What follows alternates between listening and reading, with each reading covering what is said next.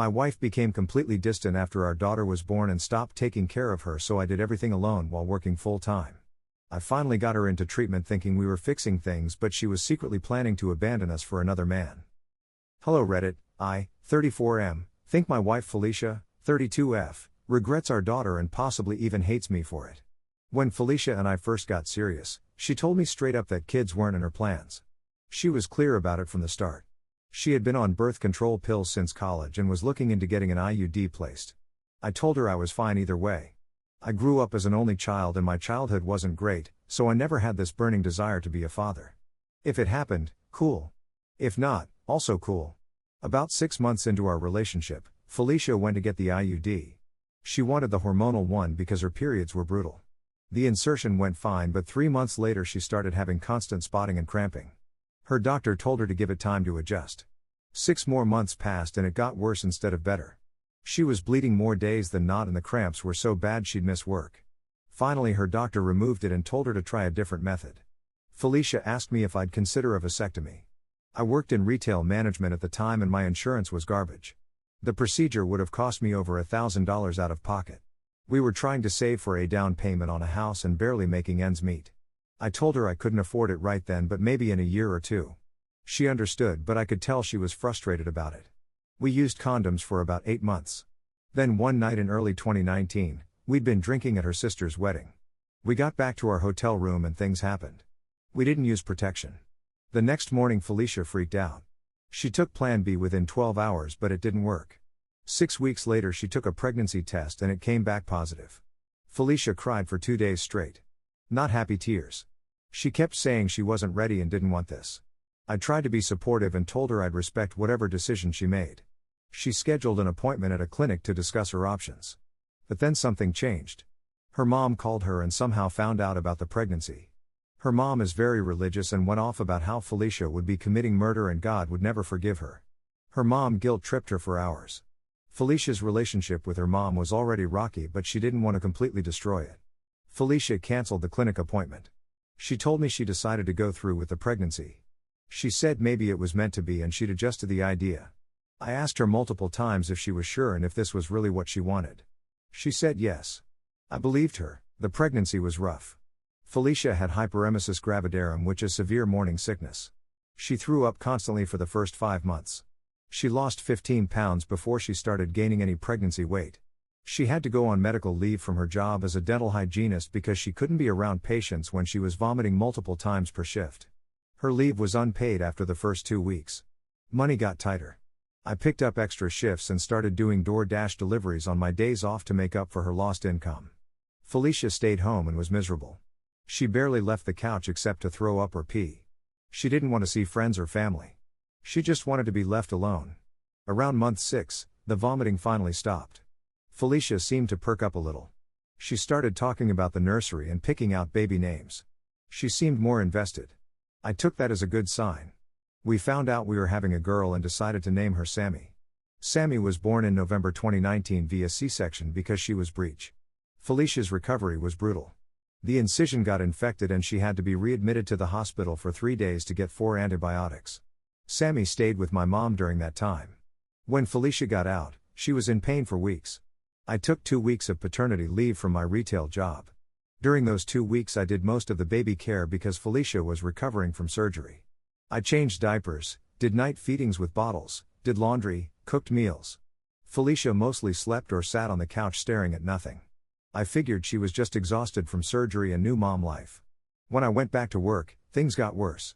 I'd come home and find Sammy crying in her bassinet with a full diaper. Felicia would be in bed asleep or just lying there awake doing nothing. The apartment was a mess. There'd be no dinner made. Felicia stopped showering regularly. She dropped down to maybe 90 pounds and looked skeletal. I confronted her about it. I asked why she wasn't taking care of Sammy during the day.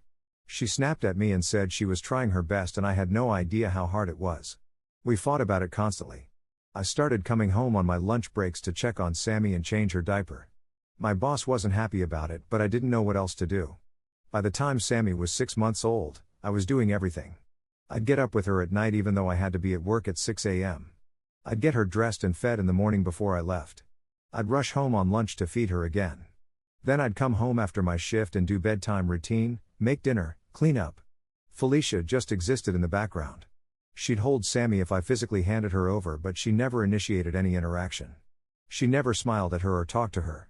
She'd just hold her like she was holding a bag of flour. Our sex life died completely.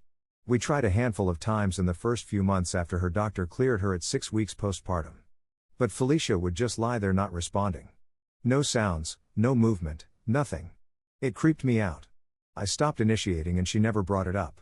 We haven't had sex in over a year now. Felicia also stopped working. She was supposed to go back to the dental office when Sammy was 3 months old, but she kept calling out sick. Eventually they told her not to come back. We couldn't afford daycare on just my retail salary, so Felicia became a stay-at-home mom by default. She hated it.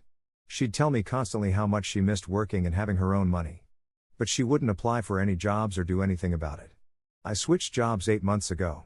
I started working for a commercial roofing company doing installations. The pay is way better, but the hours are brutal. I'm gone from 5:30 a.m. until 7 p.m. most days. I work 6 days a week during busy season. Felicia is alone with Sammy all day.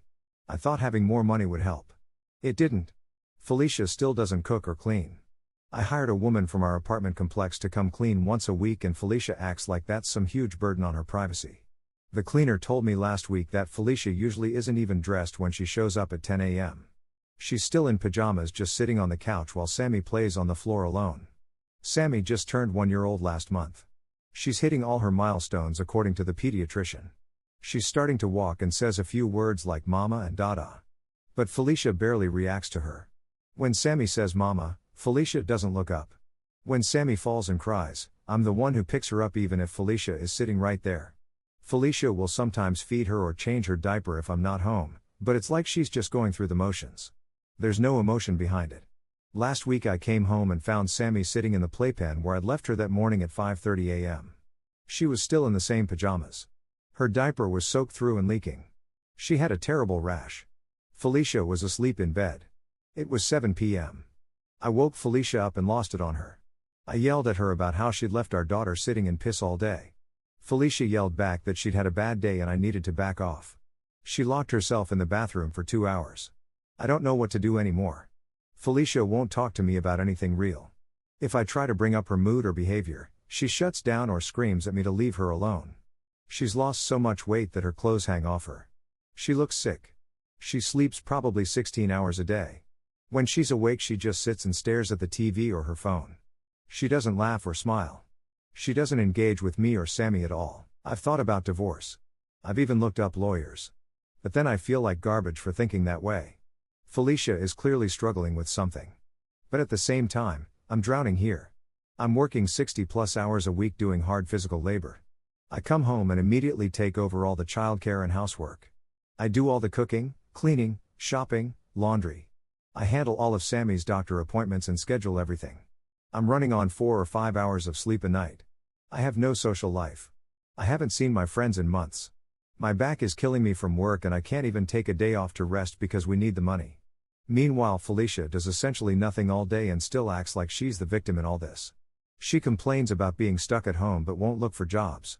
She complains about being tired but sleeps more than anyone I've ever known. She complains that I'm never home, but when I am home she won't even speak to me. I look at Sammy and I can see she's confused about why her mom doesn't interact with her. Sammy will bring toys over to Felicia and Felicia will barely glance at them. Sammy will try to climb into Felicia's lap and Felicia will just sit there stiff as a board until Sammy gives up and walks away. It breaks something in me every time I see it. I wanted to make this work. I really did. But I'm at the end of my rope here. I feel like I'm a single parent, except there's this ghost of a person living in my house who used to be my wife. I miss the Felicia I fell in love with. That Felicia was funny and energetic and always up for an adventure. This Felicia is a hollow shell who can barely function. I don't know if she hates me or hates Sammy or hates herself or all of the above. I just know that I can't keep living like this. Something has to change. I'm thinking about taking Sammy and moving in with my mom for a while just to get some space and some help. Maybe that would be the wake-up call Felicia needs. Or maybe it would be the end of our marriage. At this point I honestly don't know which outcome I'm hoping for anymore. Update 1. I need to clear some things up from my last post because I got absolutely destroyed in the comments and honestly, I deserved a lot of it. People told me Felicia probably had something seriously wrong mentally and that I was an idiot for not recognizing it. They were right. I had no idea about postpartum depression. None. I know that sounds insane, but I genuinely didn't know it was a thing that could last this long or look like this. When Felicia was in the hospital after having Sammy, a nurse mentioned something about watching for baby blues, but that was it. Nobody explained what to actually watch for or that it could turn into something more serious. I didn't ask any questions because I didn't know I should be asking questions. That's on me. After reading the comments, I spent an entire night reading about postpartum depression. Everything I read described Felicia perfectly. The lack of interest in the baby, the sleeping all the time, the weight loss, the irritability, the inability to function. It was like reading Felicia's biography for the past year. I sat there at 3 a.m. just feeling sick about how blind I'd been. The next morning, I called out of work. I told my boss I had a family emergency. I woke Felicia up and told her we needed to talk. She got defensive immediately and asked what she'd done wrong now. I told her I wasn't trying to fight. I asked her if she'd ever heard of postpartum depression. She stared at me for a long time. Then she said yes, the hospital had given her some pamphlets about it. I asked if she thought she might have it. She started crying. Not the angry crying from our fights, but this quiet defeated crying. She said she didn't know what was wrong with her, but something definitely was. She said she felt like she was watching her life happen to someone else. She said she looked at Sammy and felt nothing except guilt about feeling nothing. We sat there and talked for 3 hours. Felicia told me she'd been having thoughts about leaving. Not suicide specifically, but just disappearing. She said she'd fantasized about getting in the car and driving until she ran out of gas and just starting a new life somewhere. She said she knew that made her a terrible mother and a terrible wife, but she couldn't help thinking it. I asked why she never told me any of this. She said she tried a few times, but I was always so angry about the house being a mess or Sammy needing something that she just shut down. She said she figured I already hated her, so there was no point in talking about it. That hit me hard because she was right that I'd been angry. I'd spent months being angry instead of trying to understand what was happening. I asked Felicia if she'd be willing to see a doctor. She said yes, but she was scared they'd take Sammy away if they knew how bad things were. I told her that wasn't how it worked and we needed to get her help. She agreed but said she didn't want to go to a hospital because the thought of being admitted somewhere terrified her. I told her we'd find an outpatient option. I called our insurance company that afternoon. Getting a psychiatry appointment was going to take months. But they told me about an intensive outpatient program at a local clinic that had openings. It's a group program specifically for postpartum mood disorders. They meet 3 times a week for 3 hours per session. Felicia could start within a week if she passed the intake screening. Felicia did the intake call 2 days later. She was honest about everything. They diagnosed her with severe postpartum depression and some anxiety disorder. They wanted to start her on medication right away and get her into the group program. Felicia agreed to all of it. While we waited for the program to start, I made some changes at home. I talked to my boss and worked out a modified schedule where I work 4 10-hour days instead of 6 10s. It's less money, but I needed more time at home. I also kept the cleaning lady and asked her if she'd be willing to come twice a week instead of once. She agreed and even offered to help with Sammy sometimes if Felicia needed a break. She wouldn't let me pay her extra for watching Sammy, which was generous. Felicia started the outpatient program 3 weeks ago. The first week was rough. She'd come home from group exhausted and crying. She said it was hard hearing other women talk about their experiences because it made her confront her own. But by the second week she seemed a little lighter. She started actually getting dressed in the morning. She started eating more. She smiled at something Sammy did. Last week Felicia and I went on a lunch date while my mom watched Sammy. It was the first time we'd been alone together in probably a year. We didn't talk about anything heavy. We just ate and talked about random stuff like we used to. She laughed at a stupid joke I made. It was such a small thing, but it felt huge. Things aren't fixed. Felicia is still struggling. Some days are better than others. But now we're at least moving in the right direction. She's working with her group and taking medication and actually trying. I'm trying to be more patient and less angry. I'm trying to remember that she's sick and this isn't her fault. But here's where things got complicated. Last week Felicia told me there was something else she needed to confess. She said she'd been talking to someone online. A guy she used to work with at the dental office before Sammy was born. She said it started innocent, just him checking in on her, but it turned into more. She said they'd been messaging constantly for months and it had gotten inappropriate. She said she'd been having an emotional affair. I asked her if they'd ever met up in person or if it was just online. She swore it was only online messaging. She said she'd never physically cheated. She showed me her phone and deleted all the messages in front of me and blocked his number. She said she was telling me because her group leader told her secrets keep people sick and she needed to be honest if we were going to fix our marriage. I sat with that information for a few days. I'm still sitting with it. Part of me wants to be angry. Part of me feels betrayed. But another part of me understands that Felicia was desperate for any kind of connection or escape from what she was going through. I was working all the time and when I was home I was angry at her. She felt alone. I get why she reached out to someone else even if it was wrong. I told Felicia I wasn't happy about the affair but I understood why it happened. I said I wanted to move forward and not focus on the past. She cried and thanked me. She said she wanted to fix our marriage and be a better mom to Sammy. Then Felicia told me something else.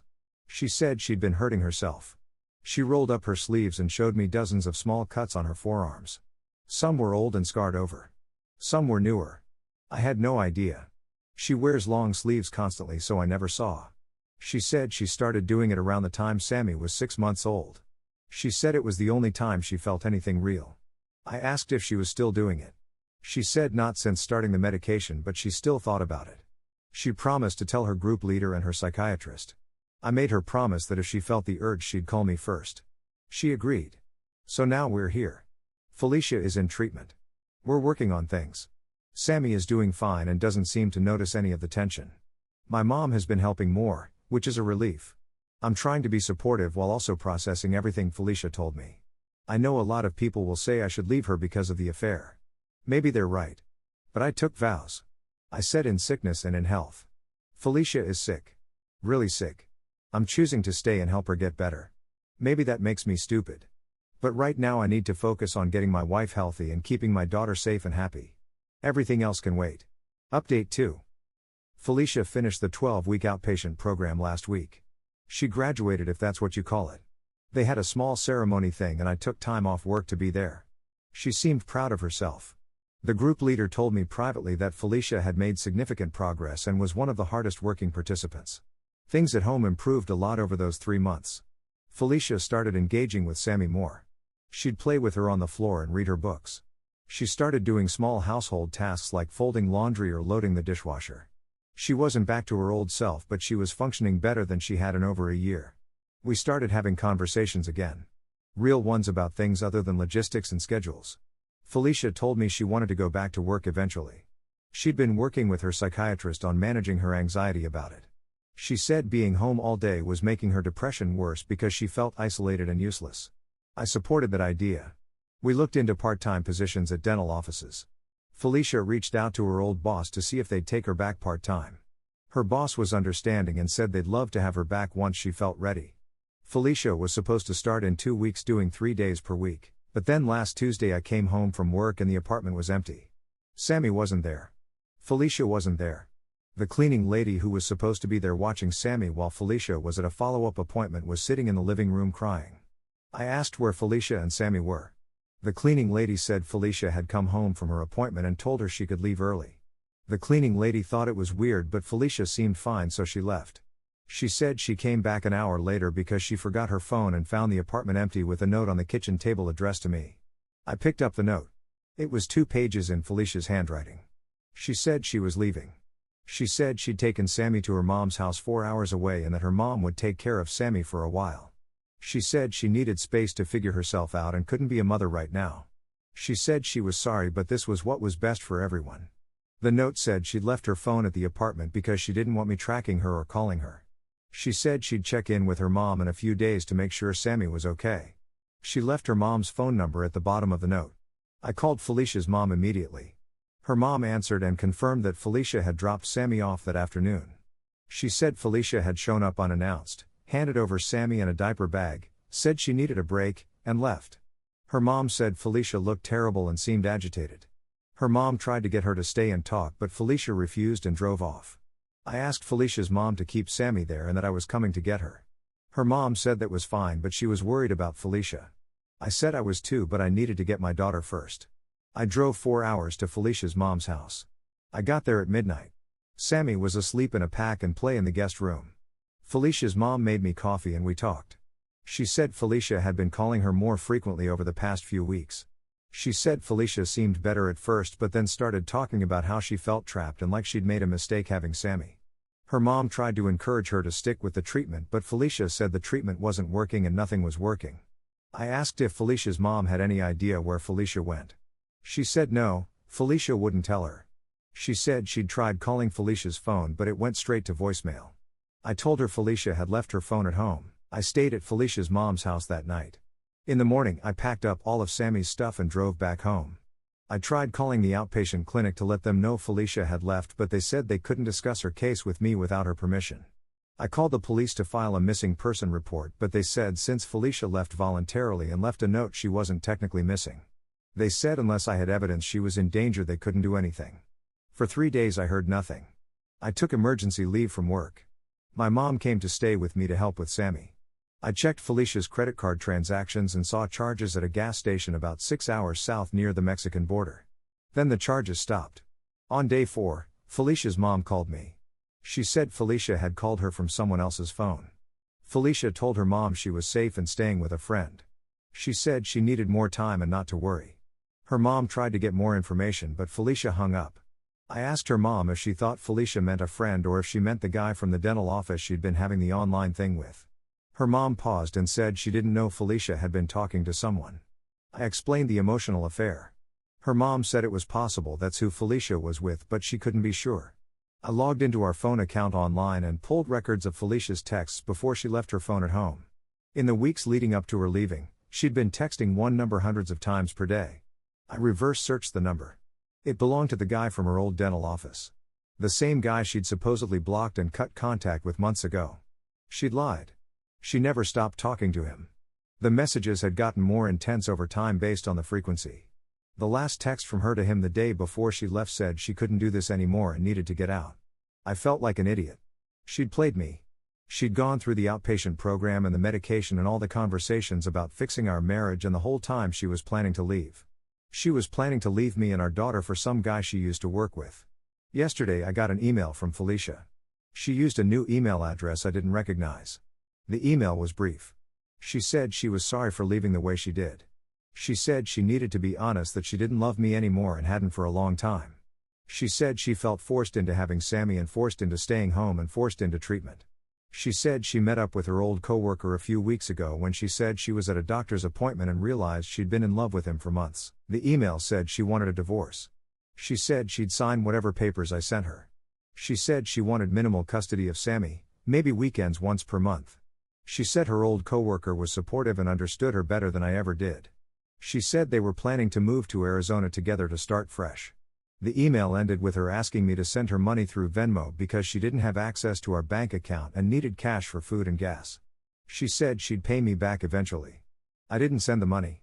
I called a divorce lawyer instead. The lawyer said I had a strong case for full custody given that Felicia abandoned Sammy. The lawyer said to document everything and not communicate with Felicia except through email so there's a record. I'm going through with the divorce. I'm filing for full custody. Felicia can have supervised visitation if she wants it, but I'm not leaving Sammy alone with her. Felicia made her choice and it wasn't us. My mom is staying with me for now to help with Sammy while I figure out work and childcare.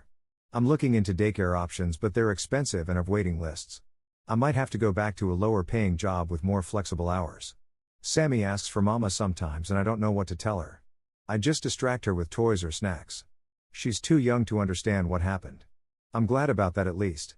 I keep thinking about how Felicia completely fooled me. She went through months of treatment and I thought we were making progress. But she was just biding her time until she could leave. Everything was a lie. The progress, the conversations, the promises.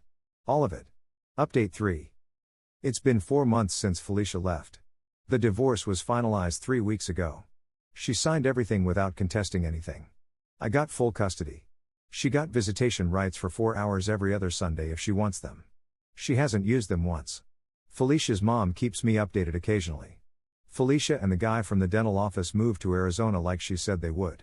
They're living together in some apartment in Phoenix. Felicia got a job at a dental office out there working front desk since she wasn't doing hygiene work anymore.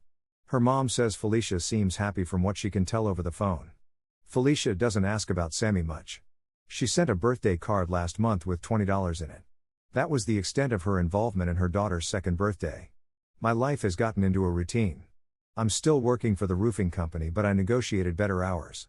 I work 6 a.m. to 3 p.m. 4 days per week and have Fridays off. Sammy goes to a daycare 3 days per week and my mom watches her the other 2 days. It's working out okay. Sammy is doing well. She's talking more and walking everywhere. She's a happy kid. She stopped asking for mama after the first month. Now when she sees a picture of Felicia she doesn't seem to recognize her. That's probably for the best. Last week something happened that I wasn't prepared for.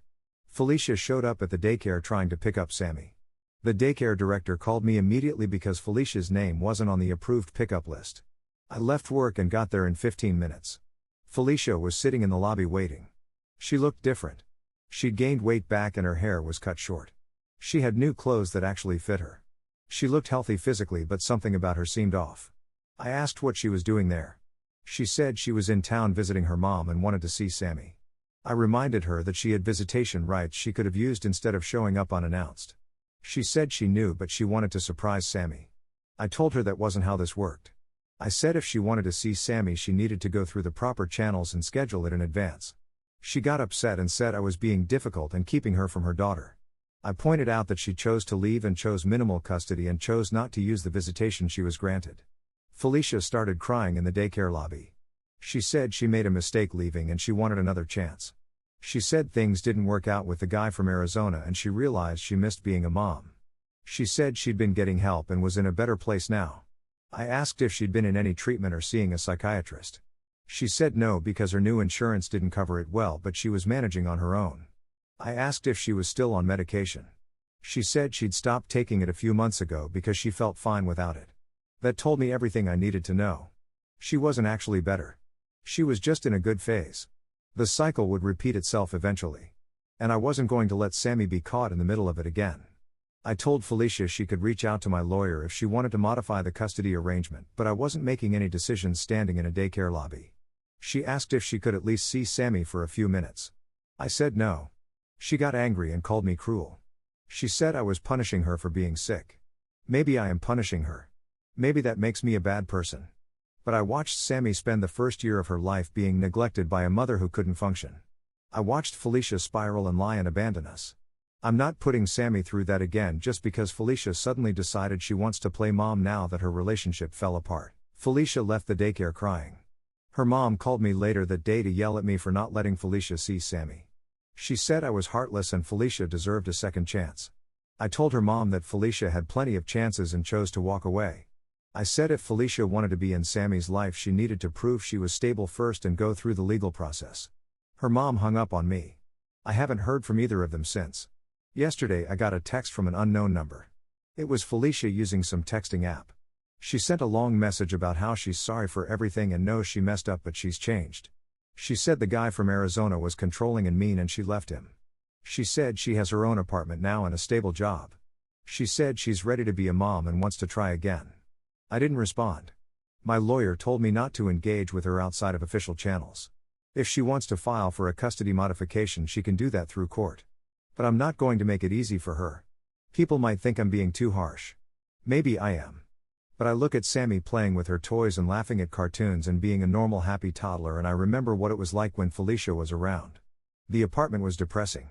Sammy was neglected. Felicia was a ghost living in our home. I'm not going back to that. Sammy deserves stability and consistency. She deserves a parent who shows up every day and takes care of her. Right now that parent is me. Maybe someday Felicia will actually get her life together and prove she can be trusted again. But until that happens I'm keeping Sammy safe and away from the chaos. That's where things stand now. Felicia is somewhere in Texas trying to get her life together. I'm here raising our daughter alone. It's not the life I imagined when I got married but it's the life I have. I'm making it work for Sammy's sake. That's all I can do.